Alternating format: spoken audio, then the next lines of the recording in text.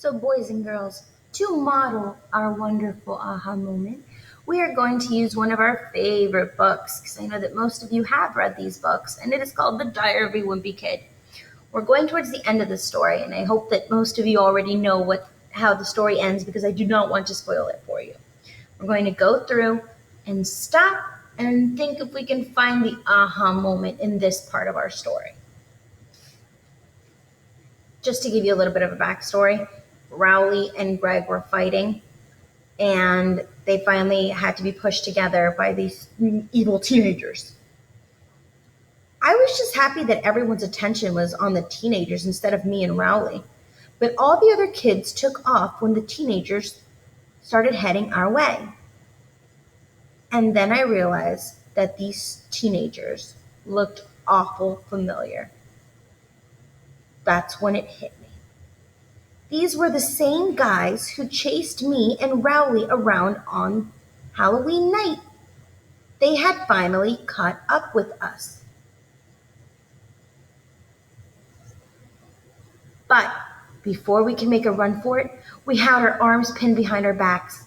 Those guys wanted to teach us a lesson for taunting them on Halloween night, and they started arguing over what they should do with us. But to be honest with you, I was more concerned about something else. The cheese was only a few feet from where we were standing on the blacktop, and it was looking nastier than ever.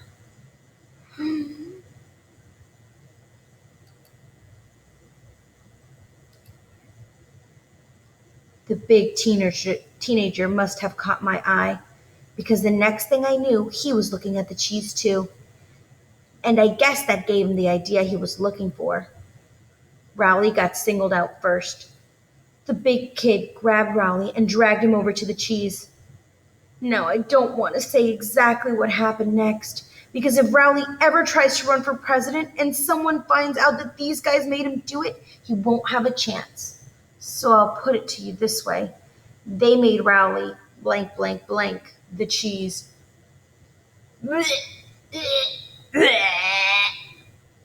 I knew they were going to make me do it too. I started to panic because I knew I wasn't going to be able to fight my way out of this situation. So I did some fast talking. I would, but I'm allergic to dairy. And believe it or not, it actually worked. You're lucky, punk. I know. I guess the teenagers were satisfied they had made their point, because after they made Rowley finish off the rest of the cheese, they let us go. They got back in their truck and took off down the road. Me and Rowley walked home together, but neither one of us really said anything on the way back. I thought about mentioning to Rowley that maybe he could have pulled out a couple of his karate moves back there, but something told me to hold off on that thought right now. Shudder, shudder.